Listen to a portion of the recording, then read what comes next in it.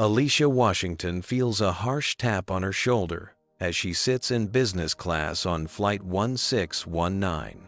Flight attendant Brendan tersely tells her there's been a mistake with her ticket.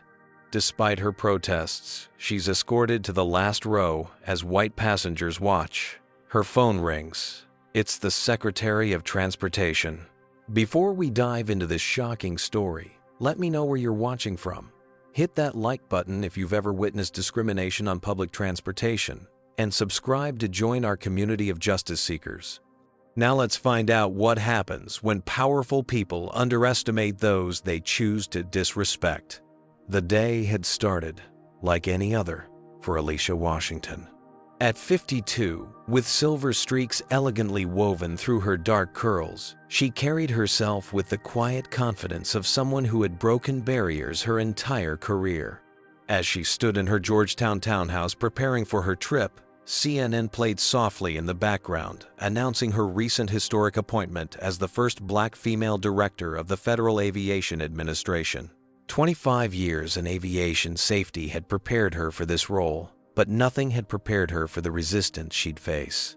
Her suitcase lay open on her bed as she carefully placed her documentation for the critical meeting in Chicago about nationwide safety protocols. These new regulations could prevent hundreds of potential accidents annually, but several major airlines were pushing back, claiming the costs would be prohibitive. The phone rang, interrupting her methodical packing. It was Harold Jenkins, her mentor, and the former FAA Director who had championed her appointment. "You ready for the lion's den tomorrow?" Harold's deep voice carried the weight of experience. "As ready as I'll ever be," Alicia replied, tucking a folder of statistics into her briefcase. "United AirNational has been the most vocal opponent. Their CEO will be there," Harrison Wells Harold said with a hint of disdain. "That man would cut corners on a circle if it saved him $1. Listen, Alicia, I need to warn you. Wells didn't just oppose your safety protocols. He opposed your appointment." Alicia paused, her hand hovering over a stack of regulatory documents. "Because I'm too strict on safety requirements. Because you're a Black woman with power. He's from the old school. Doesn't think you belong at the table, let alone at its head." She sighed, unsurprised. Wouldn't be the first time. Her mind drifted to her father, Colonel James Washington, one of the famed Tuskegee Airmen. His photograph sat on her dresser, a handsome young man in uniform standing proudly beside his plane. He had flown 63 combat missions during World War II, only to come home to an America that wouldn't let him fly commercial aircraft because of his skin color. "They couldn't stop me from flying," he'd told her, when she was just 8 years old, sitting on his lap as he showed her how to fold a paper airplane. "So I built my own path. And someday, baby girl, you'll build yours." His words had sparked her lifelong passion for aviation, though she'd chosen the regulatory path rather than becoming a pilot herself. "I want to make sure everyone can fly safely," she told him when she graduated from Stanford with her aerospace engineering degree. He'd smiled, then pride shining in his eyes. Her phone rang again, pulling her from the memory. This time, it was her daughter Maya, a second-year law student at Howard University, focusing on civil rights. "Mom just wanted to wish you good luck with the meeting tomorrow. You're going to crush it." "Thanks, sweetheart," Alicia smiled. "How's the research going for your paper on transportation discrimination cases?" "Slow. There's so much history to wade through, and most of it makes me angry." Maya's voice carried the passionate intensity that reminded Alicia of herself at that age. "Channel that anger into change, just like we talked about." "I know, Mom. That's why I'm so proud of what you're doing. The first Black woman to run the FAA, creating safety regulations that will protect everyone equally. You're making history." After hanging up, Alicia returned to her packing, making a last-minute decision to travel in comfortable clothes rather than her usual formal attire. The navy pantsuit could wait in her garment bag until she reached the hotel. For the flight, she chose elegant but simple slacks and a cashmere sweater, professional enough for unexpected work encounters, but comfortable for the 3-hour flight. She also made another decision that morning, to book the flight herself. rather than having her assistant Jacob handle it. Since her appointment, everything about her life had changed. Security details, staff managing her schedule, drivers waiting at airports. Today, she wanted a small piece of normalcy.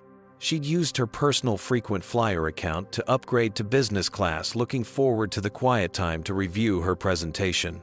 When she arrived at Reagan National Airport, the subtle microaggressions began immediately. The security officer scrutinized her government ID longer than necessary, glancing repeatedly between her face and the photo.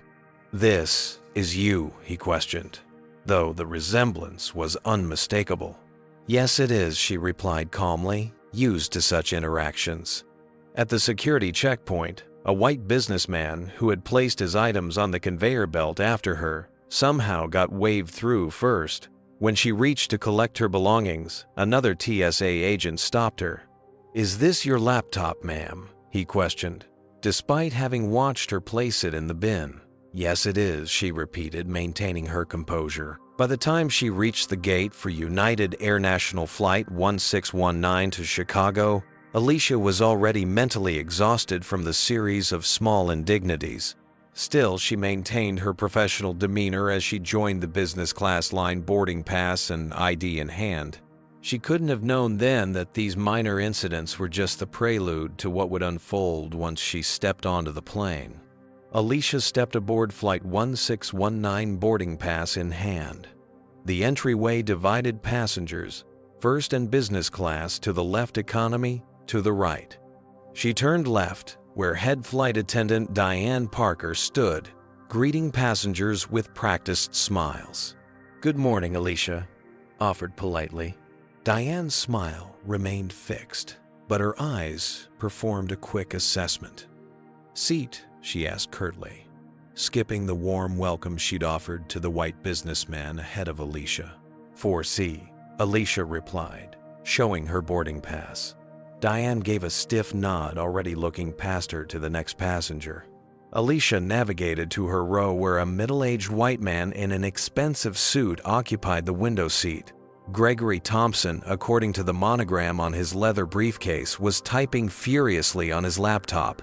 When Alicia indicated she needed to access the aisle seat, his sigh was audible as he reluctantly shifted his legs slightly. "Excuse me," she said politely. Gregory's eyes flicked up, registering surprise, then immediate discomfort. He adjusted his position minimally, forcing Alicia to squeeze past. As she settled in, he subtly shifted toward the window, creating maximum distance between them. The business cabin filled quickly with predominantly white male executives. Alicia noticed several receiving warm, personalized greetings from the crew.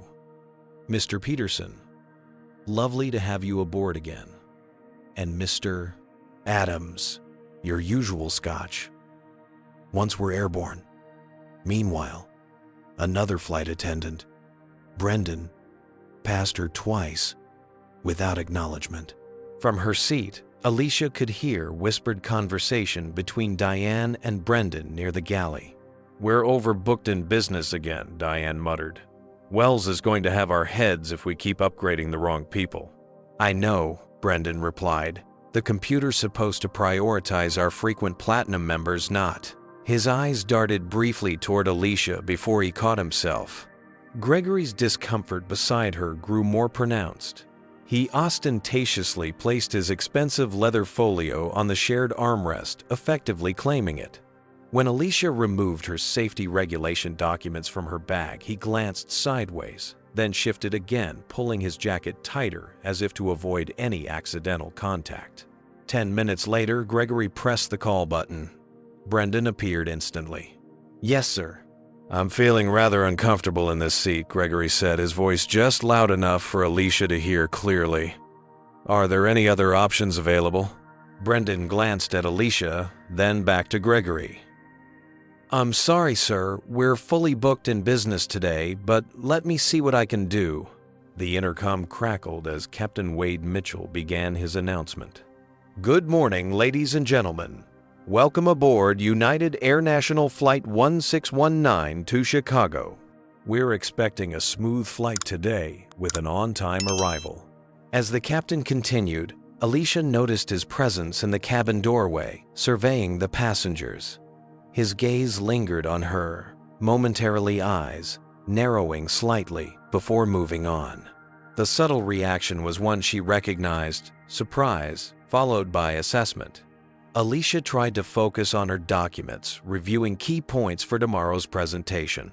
The new safety regulations addressed critical issues, reducing pilot fatigue through stricter scheduling requirements, enhancing maintenance inspection protocols, and implementing more rigorous training for emergency scenarios. Each proposal was backed by extensive research and statistical analysis, but she knew Harrison Wells would fight them based on cost alone. Beside her, Gregory made another show of discomfort, audibly clearing his throat and adjusting his position when her elbow briefly approached the armrest he'd claimed. When Brendan passed with pre-departure beverages, he served Gregory with a friendly, "Here you are, sir," then placed Alicia's water on her tray without a word. The pattern was achingly familiar. Throughout her career, Alicia had encountered similar situations. She remembered her first aviation conference as a young FAA inspector when she'd been repeatedly mistaken for support staff rather than a presenter. She recalled serving on a safety committee where her suggestions were ignored until repeated by white male colleagues. Each time she had responded with professionalism and excellence, letting her work speak for itself. Her father's advice echoed in her mind. "You'll always have to be twice as good to get half as far. But you are twice as good, Alicia. Never forget that." As the final passengers boarded, Alicia noticed Gregory texting rapidly. She couldn't help glimpsing his screen as he angled it away from her. The message read, "Stuck next to an affirmative action upgrade in 4C. See what you can do." Alicia straightened her spine, focusing on the regulatory documents in her hands. Tomorrow's meeting was too important to let these familiar indignities affect her preparation. She had long ago learned to navigate such environments with grace, but the real confrontation was yet to come. The seatbelt sign had just turned off when Alicia felt a presence beside her. Looking up from her documents, she found Brendan standing in the aisle, a forced smile plastered across his face. His name tag glinted under the cabin lights as he leaned slightly closer. "Excuse me, miss." He glanced at a tablet in his hand. "Washington, there seems to be an issue with your ticket." Alicia closed her folder. "What kind of issue?" "According to our system, there appears to be a mistake with your seating assignment." His smile remained fixed, but his eyes had a cold determination. "Your ticket was processed as economy class." "That's incorrect," Alicia replied calmly. "I booked and paid for business class." She reached for her phone, quickly opening her email. "I have the confirmation right here." Brendan's eyes never moved to her screen. "Our system shows otherwise. Sometimes passengers misunderstand the booking process." Gregory Thompson shifted in his seat, a subtle smirk playing across his lips as he pretended to focus on his laptop. Other business class passengers had begun to take notice of the exchange, some watching with undisguised interest. "I understand systems can have errors," Alicia said, "but my confirmation clearly shows business class seat 4C, which I paid for with my credit card." She turned her phone toward him, displaying the email with her booking details. Diane appeared at Brendan's side, her practiced customer service smile firmly in place. "Is there a problem here?" "This passenger believes she booked business class, but the system shows economy," Brendan explained, as if Alicia weren't present. "I don't believe I booked business class," Alicia corrected firmly. "I did book business class, and I have the confirmation to prove it." Diane barely glanced at Alicia's phone. "Our computer system is showing an economy ticket. This must be a passenger error during the booking process. Perhaps you selected the wrong cabin when purchasing." Alicia took a deep breath. 25 years in federal service had taught her to maintain composure in tense situations. "I assure you, I did not make an error. I specifically selected and paid for business class." From the corner of her eye, she could see Gregory's smirk widening as he pretended to work.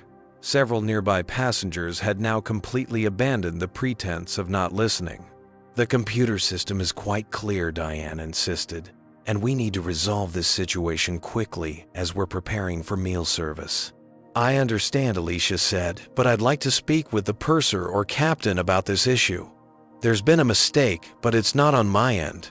Diane's smile tightened. "I am the purser on this flight, Miss Washington, and I've checked the system myself." Captain Wade Mitchell chose that moment to emerge from the cockpit, his imposing figure filling the front of the business cabin. "Is there an issue here, Diane?" "Ticketing discrepancy," Captain Diane replied. "This passenger was incorrectly seated in business class." Captain Mitchell approached, his gaze sweeping over Alicia with barely concealed disdain. "Ma'am, my crew tells me you're seated in the wrong cabin." "Captain, I booked and paid for business class," Alicia repeated, maintaining her professional tone. "I have the confirmation email showing seat 4C. The captain didn't bother looking at her phone. "Our system is the final authority on seating arrangements, not passenger emails, which can be misinterpreted." "I'm familiar with airline policies," Captain Alicia stated. "And airline policy states that when there's a discrepancy between a passenger's confirmed booking and the system, the airline should honor the passenger's confirmation until the discrepancy can be resolved." A flash of annoyance crossed his face. "Ma'am, are you attempting to tell me how to run my aircraft?" Throughout the cabin, passengers were now openly staring. Some had phones tilted in their direction, recording the interaction. Alicia was acutely aware that she was the only black person in the business class cabin. "Not at all, Captain," she replied evenly. "I'm simply stating the policy that should apply in this situation." Diane cut in. "If you continue to be difficult, we'll need to involve security upon landing. This kind of disruption can be classified as interference with crew member duties." The thinly veiled threat hung in the air. Alicia was all too aware of how quickly such situations could escalate and how the narrative could be twisted afterward. Black passenger becomes disruptive and is removed from flight. She'd seen the headlines too many times. She had an important meeting tomorrow that could affect aviation safety nationwide. Creating a scene that might result in her removal from the flight wasn't an option, no matter how unjust the situation. "I want my objection to this treatment noted," she said, clearly aware of the recording phones. "I will comply under protest, but I will be filing a formal complaint." "Duly noted," Diane replied with artificial sweetness. "Brendan will help you relocate to your proper seat." As Alicia gathered her belongings, she caught Gregory's satisfied expression as he spread his papers across what had been her seat. She rose with dignity, following Brendan down the aisle.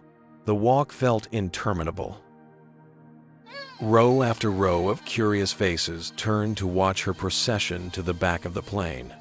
Some passengers averted their eyes in embarrassment or discomfort. Others watched with undisguised curiosity. A few showed sympathy. Just as they reached the economy section, Alicia's phone rang. The screen displayed Secretary Peters, the Secretary of Transportation, her direct superior in the federal hierarchy. Alicia paused to answer the call, aware that what had just transpired would soon take on dimensions the flight crew couldn't possibly imagine. Alicia came the secretary's voice. "I need you to address a critical situation with the new regulations. Harrison Wells is mobilizing significant opposition before tomorrow's meeting." "I understand, Madam Secretary," Alicia replied, her voice steady despite the circumstances. "I'll be prepared to address his concerns comprehensively." As she followed Brendan to the last row of the aircraft, Alicia allowed herself one small, grim smile. Little did United AirNational know they had just created a much more immediate problem for themselves. The last row of Flight 1619 greeted Alicia with the unmistakable aroma of cleaning chemicals barely masking the scent from the adjacent lavatories. Brendan gestured to the middle seat with a dismissive flick of his wrist. "Your seat," he said, before turning on his heel and walking away without another word. Alicia surveyed her new accommodations. The seat was noticeably narrower than those in business class, with a fraction of the legroom. The tray table was chipped at one corner, and the seat cushion had a suspicious stain. On her left sat an elderly black woman with silver hair neatly pinned back, her dignified bearing at odds with the cramped surroundings. On her right was a young man in his early 20s, with close-cropped hair deeply absorbed in something on his tablet. "Excuse me," Alicia said as she slid past the young man to reach her middle seat. The elderly woman watched Alicia settle in keen eyes, missing nothing. "I saw what they did to you up front," she said, once Alicia was seated. "Some things never change, do they? I'm Pearlie Mae Jones, honey, and that's my grandson, Devin." Devin looked up at the mention of his name, removing his earbuds. He nodded politely to Alicia, then did a double take, his eyes widening in recognition. "Wait, aren't you Alicia Washington, the new FAA Director?" Pearlie Mae adjusted her glasses, peering more closely at Alicia. "FAA Federal Aviation something." "Federal Aviation Administration," Alicia confirmed with a small smile. "Yes, that's me." "Grandma, she's the boss of all this," Devin explained excitedly, gesturing around the aircraft. "She's like the top person who makes sure planes are safe. She was just appointed by the president. I saw her on the news last week." Pearlie Mae's eyes lit up with understanding and indignation. "And they put you back here. Lord have mercy." Alicia tried to arrange her documents on the tiny tray table, but it was nearly impossible in the confined space. The seat in front of her reclined, suddenly reducing her space even further. "Been flying this route every month for 3 years to visit my grandbaby while he's at Northwestern," Pearlie Mae continued. 3 years of watching how they treat folks who look like us. Some flights better than others, but never good enough to make me forget I'm black in America." Devin leaned in. "My grandmother was part of the Montgomery bus boycott in the 1,950 seconds. Walked miles to work rather than ride in the back of the bus." "Is that right?" Alicia looked at Pearlie Mae with new respect. "I was just a girl then," Pearlie Mae said, "but yes, indeed. Walked 7 miles each way to the White family's house where my mama worked. My feet hurt something fierce, but my pride stayed intact." She patted Alicia's hand. "Now they've moved us from the back of the bus to the back of the plane, thinking we should be grateful for the upgrade." Alicia nodded, the parallel striking her forcefully. Her father had often spoken of similar experiences during the civil rights era. "I need to review these documents before landing," Alicia explained, attempting again to work in the cramped space. "I have an important meeting tomorrow." "About airline safety?" Devin asked. "Yes. New regulations that would significantly improve passenger safety across all airlines." Devin's expression grew serious. "You know this airline's had issues. I've been tracking discrimination complaints for my social justice seminar. United AirNational has the highest number of civil rights complaints filed in the industry over the past 2 years." Alicia raised an eyebrow. "Is that so?" "Yes, ma'am. I've been documenting it. Got quite a collection of videos showing how differently they treat passengers based on race. Been happening so often, it's almost systematic." As if on cue, Alicia overheard 2 flight attendants talking as they prepared the beverage cart just ahead. "Can you believe the attitude on that one?" Brendan's voice carried clearly, acting like she belonged up front. "Some people just don't know their place," another attendant replied with a laugh. Devin's eyes met Alicia's. Without a word, he subtly positioned his phone to capture the conversation, the video function already recording. Just then, Alicia's phone rang again. The Secretary of Transportation was calling back. "Alicia, we've got a situation brewing with these new regulations," Secretary Peters said, when Alicia answered. "Harrison Wells has rallied 3 other airlines to join his opposition. They're claiming your proposed inspection protocols would cost the industry billions. Their estimates are grossly exaggerated." Alicia replied, struggling to keep her voice low in the cramped space. Our economic impact study shows the costs would be offset by reduced incident rates and associated liabilities. Wells is bringing his board members to tomorrow's meeting. They're planning to make a scene. I'll be prepared, Alicia assured her, even as she formulated a new approach in light of the day's events. After ending the call, she noticed Devon still recording as Brendan passed by without offering drinks to their row, while jovially serving the rows ahead. Been experiencing this my whole flying life, Pearlie Mae commented. First flight I ever took was in 1968, right after they passed the Civil Rights Act. White flight attendant spilled coffee on my lap, didn't even apologize, just kept walking. Some things change, but many don't. Alicia nodded, then quietly took out her phone and began typing a message to her executive team. She detailed the incident, requested immediate information on United AirNational's recent safety audit results, and asked for background information on the crew of Flight 1619. Devon leaned over slightly. "What are you going to do?" "My job," Alicia replied simply. "Have you ever been treated unfairly while using public transportation?" Comment number 1 if you've witnessed or experienced discrimination on a plane, train, or bus. Like this video if you believe transportation should be safe and dignified for everyone, regardless of race. And if you're wondering how Alicia will handle this injustice, hit subscribe to follow her journey. But what would you do in Alicia's position? Would you create a scene or strategically plan your response? And what do you think is really behind the airline crew's behavior? Let's continue and find out how Alicia begins to turn. The tables. 30,000 feet above the American Midwest, Alicia Washington initiated what would later be described in aviation circles as the last row reckoning. With the same methodical precision that had elevated her to the highest position in American aviation safety, she began documenting every detail of the incident. First, she opened her notes app and recorded the exact sequence of events, including verbatim quotes from Diane, Brendan, and Captain Mitchell. Next, she photographed her original booking confirmation seat assignment and receipt. She then reviewed the passenger rights regulations she herself had helped create during her years at the FAA.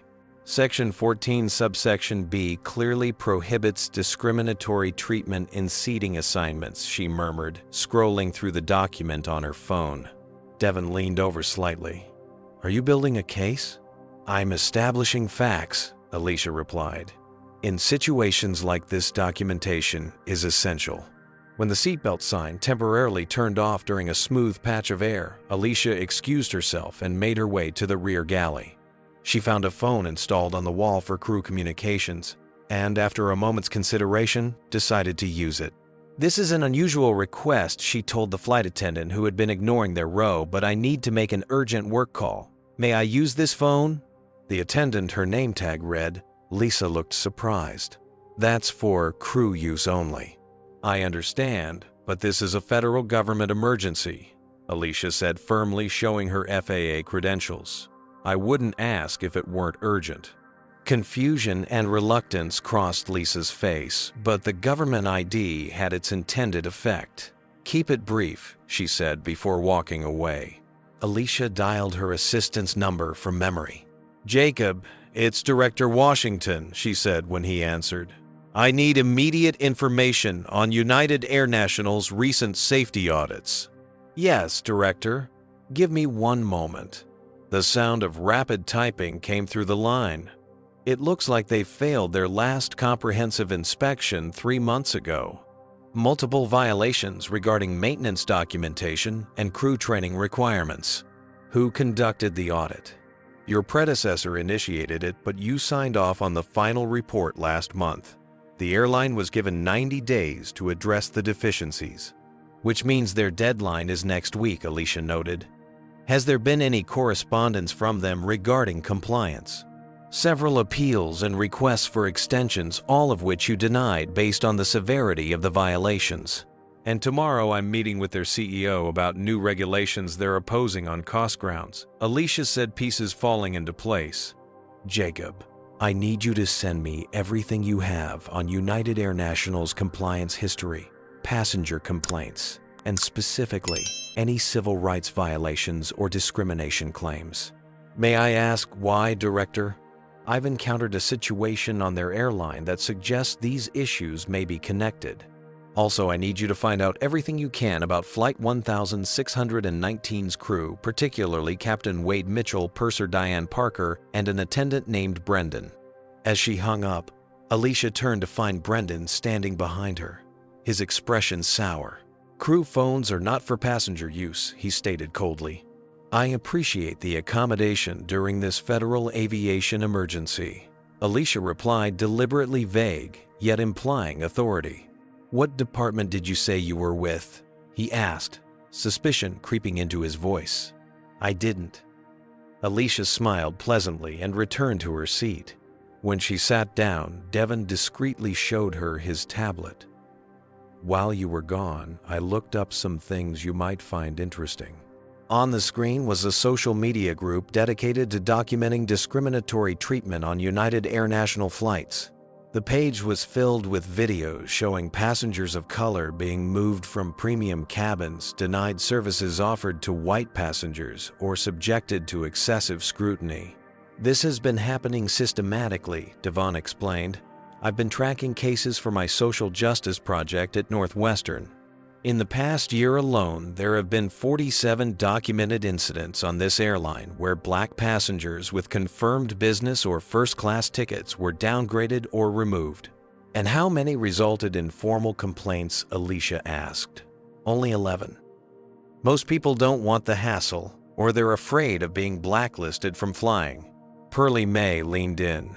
"I could have filed complaints every month for 3 years, but what good would it do? They'd just say it was a misunderstanding or blame the computer system."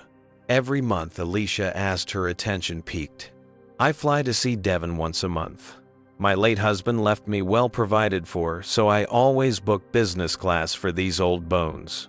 At least half those flights, they find some reason why my ticket doesn't match their records, or suddenly there's a system error. Always ends with me back here by the toilets." Alicia's phone buzzed with an incoming email from Jacob. She opened it to find a comprehensive dossier on United AirNational's compliance history, revealing a pattern of cutting corners on safety to reduce costs.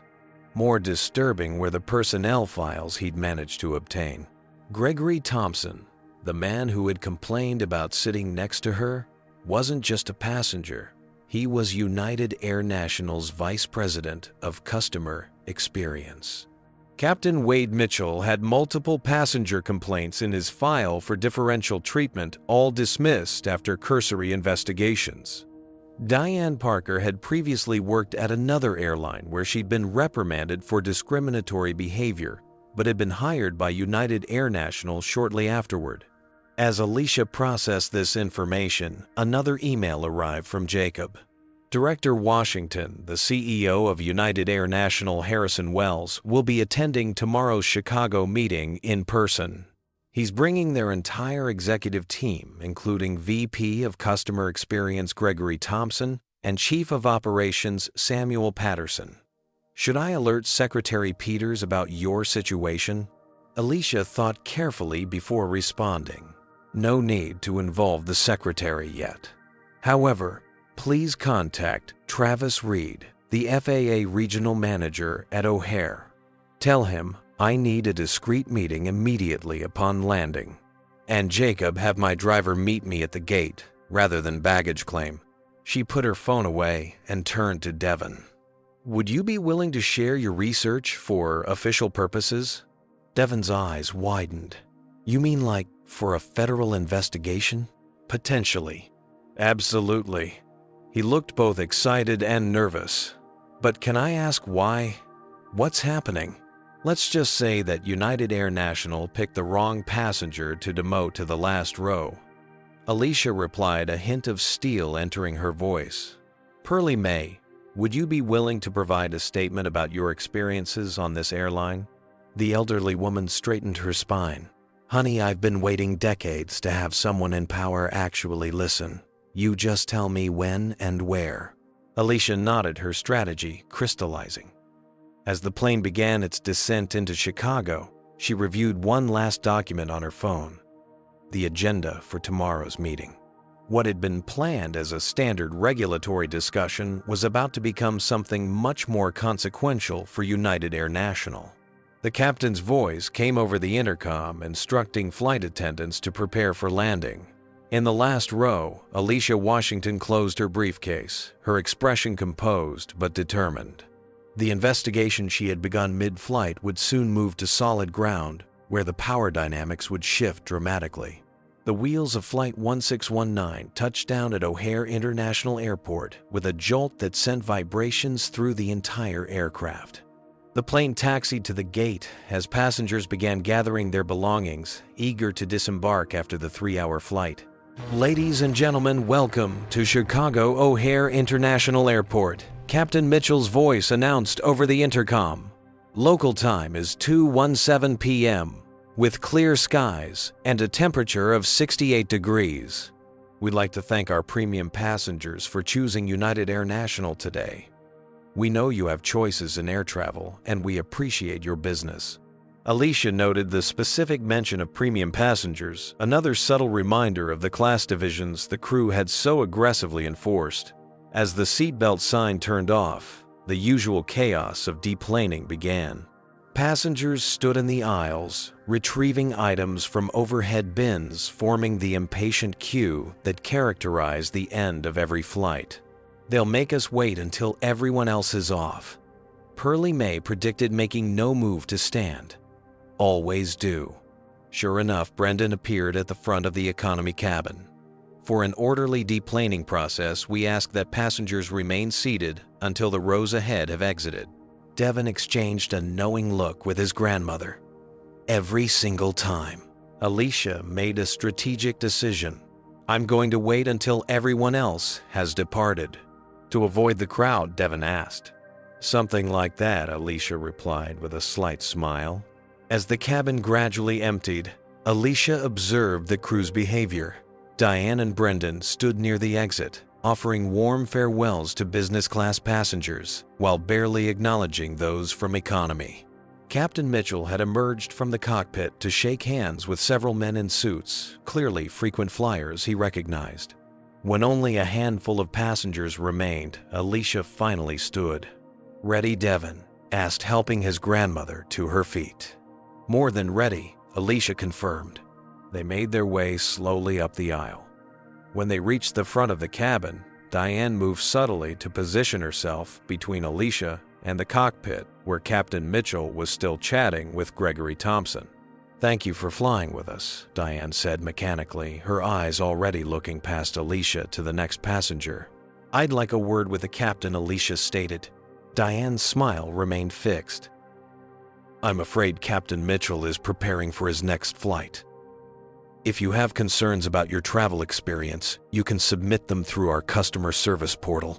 "This isn't a customer service issue," Alicia replied. "It's a regulatory one." Before Diane could respond, a man in a crisp FAA uniform appeared in the jet bridge doorway. "Director Washington," he called. Gregory Thompson's head snapped up at the title. His eyes widened in shock as he recognized Alicia from seat 4C, the passenger he'd had removed from business class. Travis, Alicia acknowledged the FAA regional manager. "Thank you for meeting me." Captain Mitchell turned slowly, the color draining from his face as recognition and understanding dawned. Director Washington Travis Reed continued, "Your team briefed me on the situation. We've arranged a meeting room, and the airport manager is waiting. Also, there's a Mr. Patterson here insisting on speaking with you." As if on cue, a harried-looking executive in an expensive suit appeared behind Travis. Samuel Patterson, United AirNational's regional director, had clearly been summoned urgently, his expression oscillating between confusion and concern. Director Washington Patterson began, his voice overly solicitous. "I've just been informed about a potential misunderstanding on your flight today. I want to assure you that United AirNational takes such matters extremely seriously." "A misunderstanding," Alicia repeated, her tone. making it clear she found the characterization inadequate.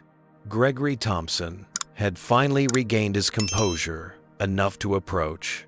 Director Washington I had no idea that I was the FAA director, or that deliberately downgrading passengers based on race violates federal law. Mr. Thompson, Alicia, cut him off. Because one of those is an understandable oversight, while the other is a pattern of illegal behavior that your airline has apparently institutionalized. The remaining passengers had stopped to watch the unfolding scene, several discreetly recording with their phones. Devon stood beside his grandmother, his own phone capturing everything. Diane attempted to intervene. Perhaps we could discuss this somewhere more private. Privacy would have been appropriate before I was publicly humiliated, Alicia replied. But I agree, this isn't the place for a full discussion. She turned to Travis. I'd like to proceed to the meeting room. Mr. Patterson, Captain Mitchell, Miss Parker, I expect all of you to join us. Director, I have another flight, Captain Mitchell began. Your flight will need to be reassigned. Travis Reed interrupted. This takes priority.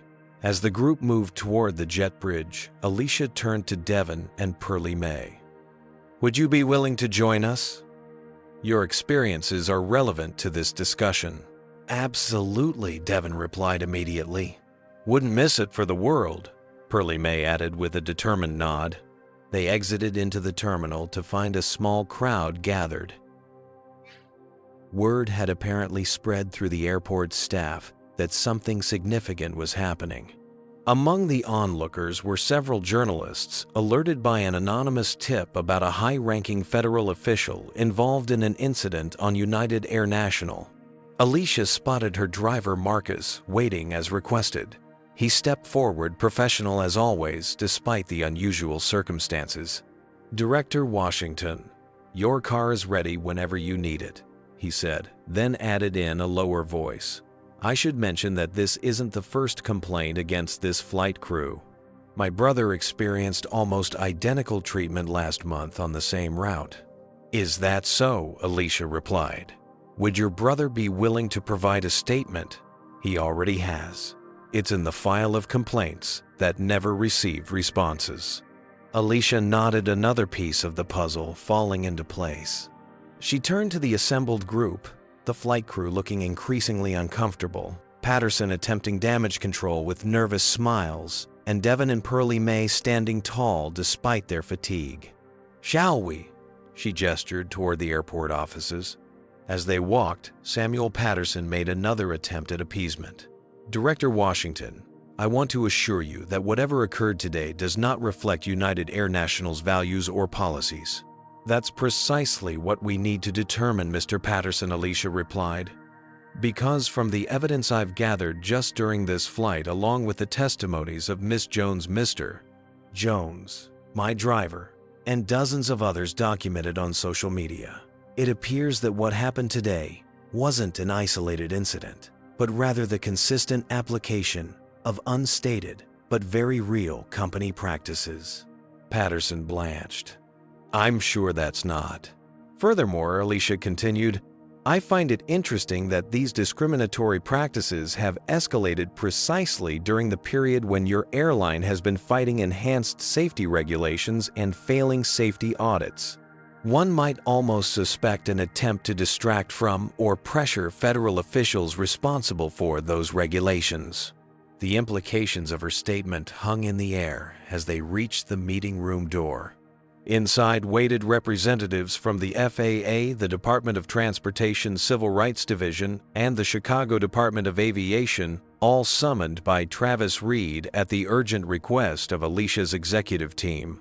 As Captain Mitchell and his crew filed into the room, the gravity of their situation finally seemed to register on their faces. What they had thought was a routine exercise of power over an ordinary passenger had transformed into something that could affect their entire airline and their personal careers. Alicia Washington entered last, her dignity intact, despite the day's humiliations. The investigation was now officially underway, and United AirNational was about to learn exactly who they had demoted to the last row. The William P. Hobby Conference Room at the FAA's Chicago Regional Headquarters buzzed with tense energy. It was 9:00 a.m. sharp, and the executive team from United AirNational had arrived 15 minutes early, an unusual occurrence that spoke volumes about their anxiety level. CEO Harrison Wells sat at the center of their side of the table, flanked by his general counsel and chief financial officer. Gregory Thompson, now visibly uncomfortable in his expensive suit, had taken a seat at the far end as if physical distance might somehow separate him from yesterday's incident. Across the table, 7 empty chairs awaited the FAA team. Placards identified each position with Alicia Washington, Director, prominently placed at the center. "She's making us wait deliberately," Harrison Wells muttered to his CFO, checking his Rolex for the 3rd time in as many minutes. The door opened, but instead of the FAA officials, a catering attendant entered with coffee and pastries. Wells drummed his fingers impatiently on the polished table surface, his legendary composure beginning to crack. At precisely 9:15 a.m., the door opened again. This time, Alicia Washington entered her bearing regal in a crisp navy suit. Behind her came her team of safety specialists, legal advisors, and economic analysts. The power dynamic in the room shifted immediately. "Gentlemen, thank you for your patience." Alicia began, taking her seat without rushing. "I apologize for the delay. I was on a call with the Secretary of Transportation discussing yesterday's incident on Flight 1619. Harrison Wells attempted to seize control of the narrative. "Director Washington, before we begin, I want to personally apologize for any misunderstanding that occurred on your flight. It was completely unacceptable, and I assure you those responsible will be held accountable." That's an excellent segue into our first agenda item. Mr. Wells. Alicia replied smoothly, opening a folder before her. "Originally, we were scheduled to discuss your objections to the proposed safety regulations requiring enhanced maintenance protocols and stricter crew rest requirements. However, in light of recent events, I believe we need to address a more fundamental issue. First, the apparent correlation between safety violations and discriminatory practices at United AirNational." Wells blinked clearly, thrown by this shift. "I'm not sure I understand the connection you're suggesting." "Then allow me to clarify." Alicia nodded to one of her team members, who distributed thick folders to everyone present. "These documents detail a disturbing pattern we've identified. Over the past 18 months, as United AirNational has increasingly failed to meet basic safety standards, there has been a corresponding rise in discriminatory incidents involving passengers of color, particularly in premium cabins." Gregory Thompson shifted uncomfortably as Alicia continued. "Our analysis reveals that routes with the highest number of safety violations also have the highest incidence of reported civil rights complaints. Flight 1619, for example, has failed maintenance documentation requirements 3 times in the past year and has 27 formal discrimination complaints on record, the highest in your entire network." Wells glanced at his legal counsel, who looked increasingly concerned as he flipped through the folder. "Furthermore," Alicia continued, "we've identified that crews with multiple safety violations, like Captain Mitchell's, are statistically more likely to engage in discriminatory behavior toward passengers. This suggests a troubling culture where disregard for safety protocols and disregard for civil rights go hand in hand." Director Washington. Wells interrupted, attempting to regain control. "While I take these allegations very seriously, I must question the timing. It seems convenient that this analysis emerges immediately after you personally experienced an unfortunate incident." "The timing is indeed relevant, Mr. Wells," Alicia acknowledged, "but not in the way you suggest. Your airline has been under enhanced scrutiny since failing its comprehensive safety audit 3 months ago. The incident yesterday simply provided first-hand confirmation of what our data already suggested." She turned a page in her document. "Now, regarding the proposed safety regulations you're here to discuss." Wells interrupted again. "Before we move on, I think it's important to address the specific incident from yesterday. which I believe was an isolated case of poor judgment by individual employees, not reflective of our company policies. I appreciate your perspective, Alicia replied. However, we have evidence suggesting otherwise. She glanced toward the door. In fact, I've invited some guests who can speak to this issue more directly. The door opened once more, and Travis Reed escorted Pearlie Mae and Devin Jones into the room. Behind them came 3 other individuals, 2 women and 1 man, all black, all well-dressed professionals.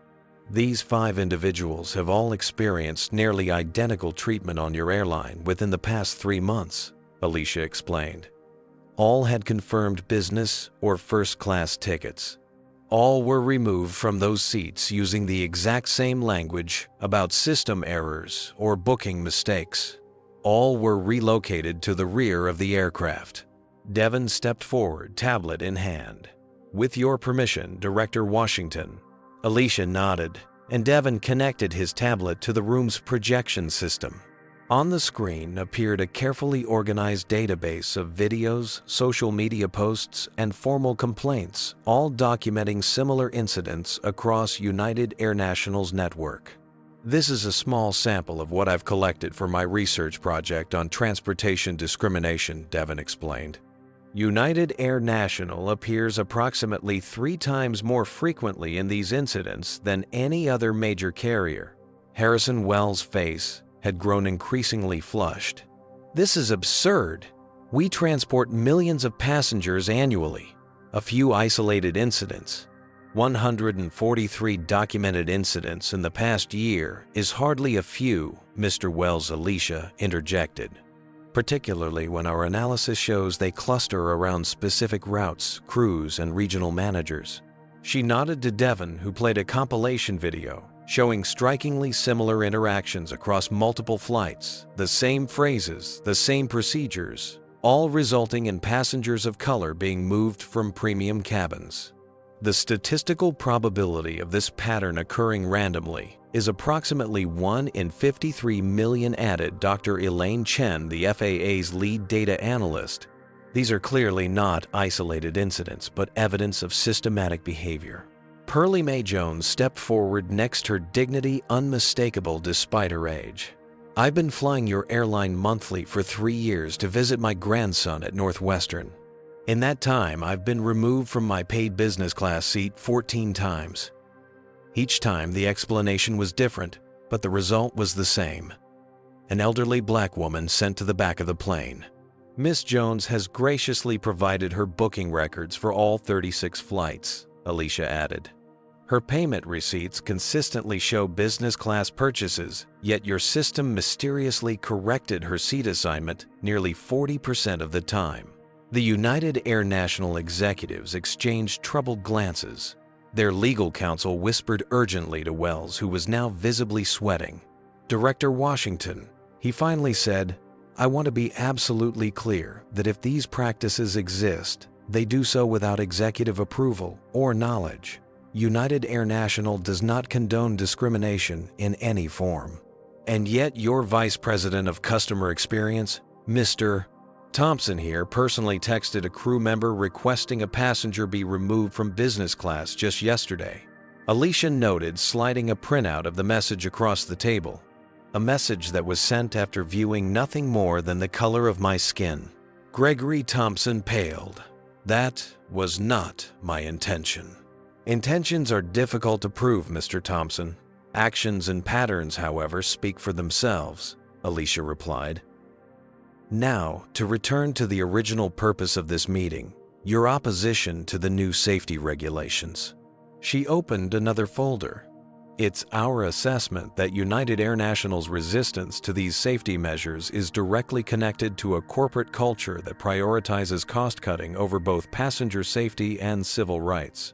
The proposed maintenance inspection protocols you claim would cost your airline approximately $200 million annually would also require greater transparency and accountability.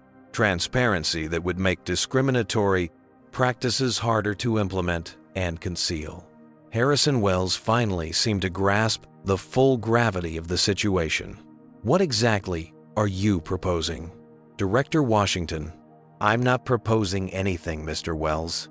I'm informing you of decisions already made, Alicia stated firmly.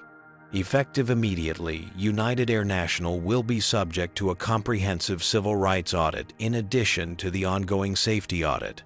All crews with discrimination complaints will be grounded pending review, and the new safety regulations will be implemented as scheduled, with United AirNational serving as a test case for enhanced compliance monitoring.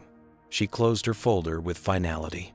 Furthermore, the Department of Transportation has authorized me to inform you that should these audits reveal systemic violations, United AirNational's operating certificates could be restricted or suspended. The silence that followed was profound. Harrison Wells, legendary for his aggressive negotiating tactics, sat speechless. His legal counsel was frantically taking notes while the CFO stared at the ceiling, likely calculating the financial impact of these developments. Director Washington Wells finally managed his voice, notably less confident perhaps. We could discuss this privately without all these observers. Transparency is central to safety and equity, Mr. Wells. These observers are stakeholders in the outcome. FAA officials, affected passengers, and safety specialists. Alicia's tone was polite, but unyielding. Now, shall we proceed to the technical details of the new regulations? Or would you prefer to continue discussing the civil rights investigation? Wells glanced at his team, then back to Alicia. The regulations, he conceded. As the meeting transitioned to its original agenda, Alicia caught Devon's eye across the room. The young man gave her a subtle nod of respect. Beside him, Pearlie Mae Jones sat tall, a witness to history unfolding, the moment when someone with power finally used it to challenge a system that had been displacing people like her for generations. The Chicago meeting that had begun as a routine regulatory discussion had transformed into something much more significant, the beginning of a reckoning that would reshape not just United AirNational, but potentially the entire industry's approach to both safety and equality. 3 days after the Chicago meeting, Alicia Washington stood at a podium in the Department of Transportation's press briefing room in Washington, D.C. Behind her, a banner displayed the FAA and DOT logos. Before her, rows of journalists waited attentively, cameras focused on her composed expression. "Good morning," she began, her voice steady and authoritative. "I've called this press conference to address recent incidents at United AirNational and to announce new initiatives aimed at ensuring both safety and equality in our nation's aviation system." The room remained silent as journalists recorded every word, pens poised over notepads. "Last week, I experienced firsthand what many travelers of color have long reported: discriminatory treatment based solely on race. While flying on United AirNational Flight 1619, I was removed from my paid business class seat and relocated to the back of the aircraft despite having proper documentation of my booking." She paused, letting the information settle. "What makes this incident particularly significant is not my personal experience, which unfortunately reflects that of countless others, but the systematic nature of such discrimination and its correlation with safety violations." On the screen behind her appeared a graph showing the parallel rise in safety violations and civil rights complaints against United AirNational over the past 24 months. "Our investigation has revealed a troubling pattern. Airlines and flight crews with the highest number of safety violations also demonstrate the highest incidence of discriminatory behavior. This suggests a corporate culture where disregard for rules and regulations extends across multiple domains of operation." As she continued outlining the findings, social media was already exploding. The hashtag number #LastRowAlicia was trending nationwide, with thousands sharing their own experiences of discrimination on airlines. Devon's video, which he had posted with Alicia's permission after the Chicago meeting, had gone viral overnight, accumulating over 7 million views in less than 48 hours. Meanwhile, United AirNational's stock was in freefall. Trading had been temporarily halted after a 20% drop in the morning session. Financial analysts were issuing revised guidance downgrading the airline's prospects in light of potential fines, legal action, and reputational damage. At United AirNational headquarters in Atlanta, an emergency board meeting had been convened. Harrison Wells sat at the head of a long table, his usual commanding presence diminished by the crisis unfolding around him. "The damage is catastrophic," the company's head of public relations was saying, scrolling through page after page of negative media coverage. "We've received cancellation requests for over 40% of our corporate accounts. The hashtag number Boycott United AirNational is trending in every major market." "What about Thompson, Parker, and Mitchell?" demanded one board member. "Tell me they've been terminated." "All three have been placed on administrative leave, pending investigation," Wells responded. "Our legal team advised against immediate termination to avoid claims of scapegoating." "Scapegoating," another board member exclaimed. "They're on video." Harrison Thompson literally texted a request to have the FAA Director removed from business class. Wells wiped his brow. "We're implementing a comprehensive diversity training program immediately. We've also reached out to several civil rights organizations to help us develop new United." "It's too late for that," interrupted the board chair, sliding a folder across the table. "The board has voted. We're requesting your resignation effective immediately." Back in Washington, Alicia was concluding her press conference. Therefore, effective immediately, the FAA is launching a new civil rights compliance initiative that will be integrated with our existing safety oversight programs. Airlines will be evaluated not only on their technical compliance with safety regulations, but also on their adherence to civil rights laws and equitable treatment of all passengers. As questions erupted from the press corps, Alicia's phone buzzed with an incoming call. The screen showed Harrison Wells's name. She discreetly silenced it, continuing to address the journalist's questions with measured responses. After the press conference, Alicia returned to her office to find Jacob waiting with updates.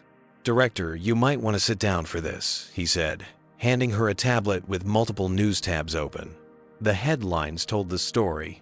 United AirNational CEO resigns amid discrimination scandal. Airline stocks plummet as FAA announces civil rights audits. Class action lawsuit filed on behalf of minority passengers. How many people have joined the class action? Alicia asked, scrolling through the articles. "Over 300 so far," Jacob replied. "Maya has been helping coordinate with the legal team." Alicia smiled at the mention of her daughter. Maya had called immediately after seeing Devon's video offering to connect the affected passengers with civil rights attorneys from her law school network. Within 24 hours, she had helped organize a formidable legal team prepared to represent anyone who had experienced similar discrimination. "There's more," Jacob continued. "Pearlie Mae Jones has become something of a celebrity.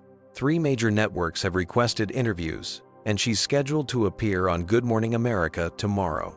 Alicia nodded, remembering the dignified elder who had offered comfort when she'd been at her most vulnerable.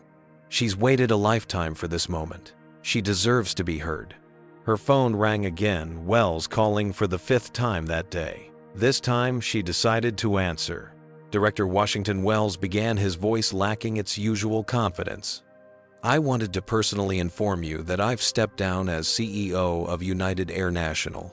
The board has appointed Lucinda Michaels as interim CEO, and she would very much like to meet with you to discuss a path forward." "I'll have my office arrange a meeting next week," Alicia replied professionally. "There's something else." Wells continued, a note of desperation entering his voice. "I want to assure you that I personally had no knowledge of the systematic discrimination occurring at our airline. If I could meet with you privately to explain—" "Mr. Wells," Alicia interrupted, "this isn't about personal knowledge or intent. It's about accountability. When you create a corporate culture that prioritizes cost-cutting over safety and proper treatment of passengers, you establish conditions where discrimination flourishes. Whether you explicitly ordered it or simply created an environment where it was tolerated makes little difference to those who experienced it. After ending the call, Alicia stood by her office window, gazing out at the Washington Monument in the distance. Her father's words echoed in her mind. "You'll always have to be twice as good to get half as far. But you are twice as good." A knock at the door interrupted her thoughts. It was Secretary Peters. "The president just called," the secretary said, closing the door behind her. "He's extremely impressed with how you've handled this situation and wants you to know you have his full support for the Civil Rights Compliance Initiative." "Thank you, Madam Secretary," Alicia replied. "There's something else," Peters added with a slight smile. "The Congressional Transportation Committee has requested your testimony next month on discrimination in commercial aviation. I think you've started something much bigger than United AirNational, Alicia." Later that evening, Alicia finally had a moment to call her father, now 89 years old, but still sharp and engaged with the world. "I saw you on the news, baby girl," he said, his voice filled with pride. "Taking on the whole industry, just like you always said you would." "I learned from the best, Dad," she replied softly. "I was thinking about your Tuskegee days when all this happened." "History doesn't repeat, but it sure does rhyme," he chuckled. "You know, when we came back from the war, they wouldn't let us fly commercial planes because of our skin color? Now, my daughter runs the whole damn aviation system. That's something." "It is," Alicia agreed, feeling the weight of the moment. "It really is." As she ended the call, Alicia reflected on the journey that had brought her here, from the little girl folding paper airplanes on her father's knee to the FAA Director implementing systemic change across an entire industry. A journey marked by countless moments of having to be twice as good just to be allowed at the table. The reckoning that had begun on Flight 1619 was expanding outward, challenging decades of entrenched discrimination, not just at United AirNational, but throughout commercial aviation. What had started with one passenger being moved to the last row was now moving mountains, shifting power structures, creating new accountability mechanisms, and giving voice to thousands who had previously suffered in silence. For Alicia Washington, it was both a professional triumph and a deeply personal vindication. The last row had become the seat of power, and from it, she was changing the world. 6 months later, Alicia Washington stood in the jetway at Reagan National Airport, boarding pass in hand for United AirNational Flight 1619 to Chicago. The same flight number, the same airline, but almost nothing else remained the same. As she approached the aircraft door, she was greeted by a flight attendant, whose face she recognized immediately. "Good morning, Director," Washington Devon Jones said with a professional smile, now wearing the Navy uniform of a United AirNational crew member. "Welcome aboard. Business class is through the forward cabin door." Alicia returned his smile. "Thank you, Mr. Jones. I see you've made some career changes. Graduated early and decided to see the airline industry from the inside," he explained. United AirNational's new management team created a diversity recruitment program. They asked me to help implement the Pearlie Mae Jones protocols from the ground up. The Pearlie Mae Jones protocols, named in honor of Devon's grandmother, had become the industry standard for preventing discrimination in customer service.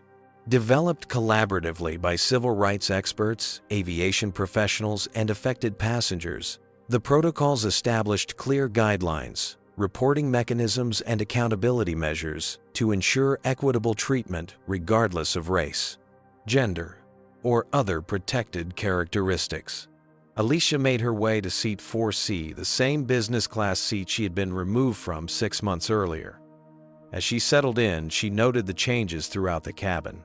The crew was notably diverse, with multiple races and ethnicities represented. A placard near the galley displayed QR codes for passengers to report any concerns directly to both the airline's new Passenger Advocacy Office and the FAA's Civil Rights Division. "Director Washington," a voice said from beside her. "I'm Captain Rivera, commanding this flight today. It's an honor to have you aboard." Alicia stood to shake her hand. "Thank you, Captain. I understand this is one of the first flights under the new crew composition guidelines." "Yes, ma'am. We've implemented all Phase 1 requirements of the Pearlie Mae Jones protocols, including diversification of crew assignments across all routes. The difference in workplace culture has been remarkable." As they spoke, Alicia noticed a familiar figure loading baggage on the tarmac below her window. Wade Mitchell, the former captain who had upheld her removal from business class, now wore the high-visibility vest of a ramp agent. After the investigation revealed his long history of discriminatory behavior, his pilot's license had been suspended, pending completion of extensive retraining and community service hours. The aircraft door closed and the new head flight attendant began the safety briefing. Through the window, Alicia could see Mitchell looking up at the plane recognition dawning on his face as he spotted her in the business class seat he had once denied her. Their eyes met briefly across the distance before he turned away, continuing his work loading luggage onto the conveyor belt. The symbolism wasn't lost. On Alicia, the power dynamics had shifted, but the system hadn't discarded him. Instead, it had created a path for accountability and redemption. As the plane pushed back from the gate, Alicia's phone buzzed with a message. It was from Harrison Wells, the former CEO. "Director Washington, I'm scheduled to speak at tomorrow's industry conference on the topic of learning from failure. I hope you'll attend. The lessons I've learned from this experience have been profound and humbling." Wells had spent the past 6 months consulting with civil rights organizations, speaking candidly about the corporate culture he had fostered and how it had enabled discrimination to flourish. His journey from defensive denial to active accountability had become a case study in corporate ethics courses nationwide. The flight itself proved remarkably different from her previous experience. The service was impeccable and equal for all passengers. The crew worked with professional efficiency, and the atmosphere throughout the cabin was noticeably more relaxed and welcoming. Upon landing in Chicago, Alicia was met by Lucinda Michaels, the new CEO of United AirNational, who had requested this brief meeting on the jetway. "Director Washington, thank you for making time," Michaels said, extending her hand. "I wanted to personally show you our new training center." They walked together through the terminal to a recently renovated area where the sign read United AirNational Center for Inclusive Excellence. Inside, crew members of all backgrounds participated in simulation exercises designed to identify and prevent discriminatory behaviors. Every employee, from baggage handlers to executives, undergoes 40 hours of training here, Michaels explained.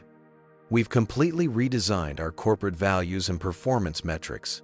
Safety and equality are now explicitly linked in all our evaluation systems." "And how has this affected your operations?" Alicia inquired.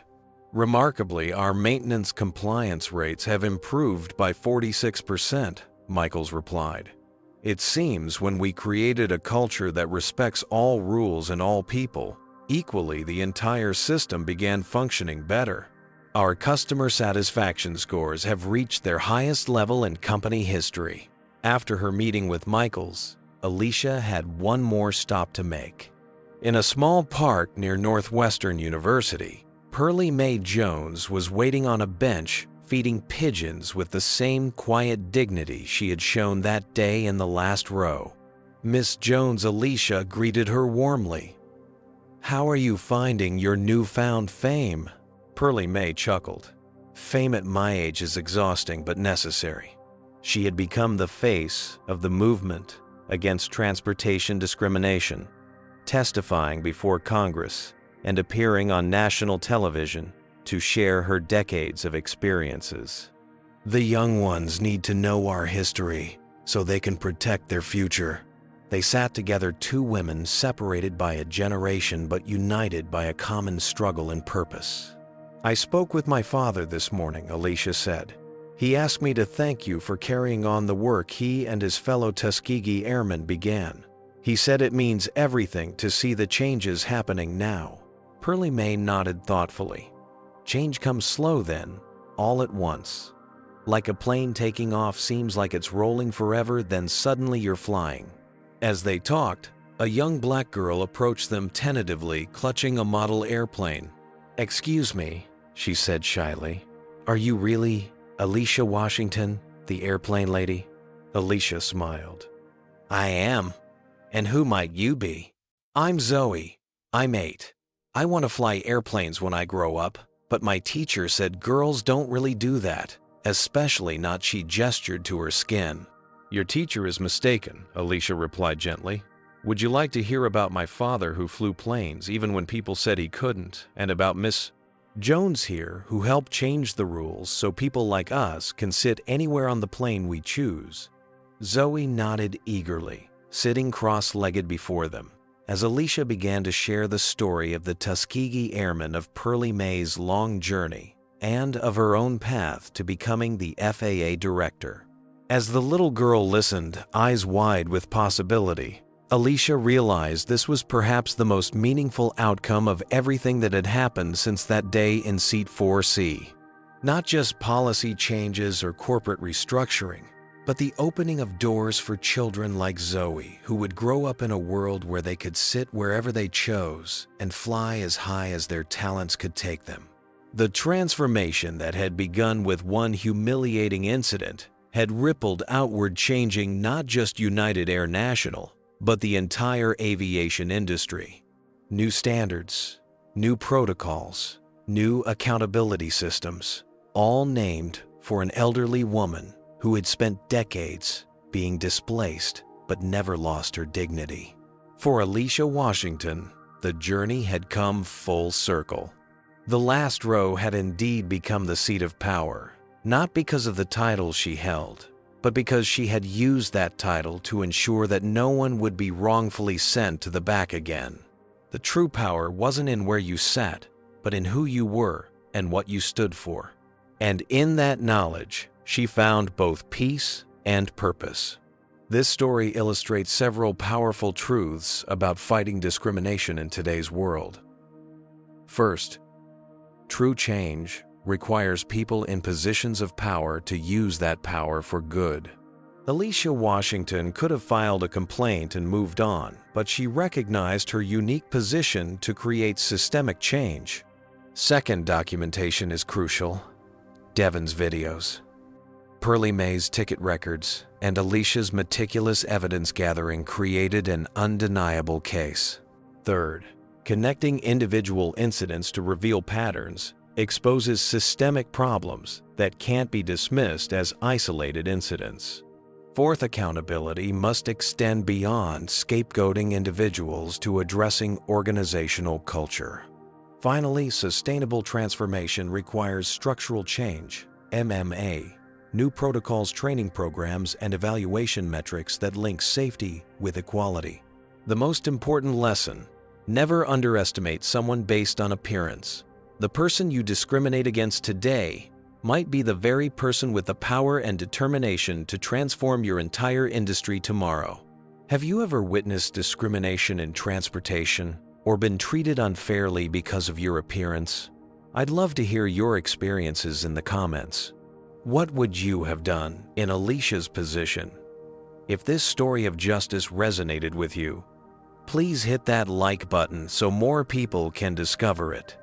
Don't forget to subscribe for more powerful stories about overcoming discrimination and fighting for equality. Share this video with someone who needs to be reminded that speaking truth to power can change systems. Thank you for joining this important conversation. Together, we can create a world where everyone is treated with dignity regardless of who they are.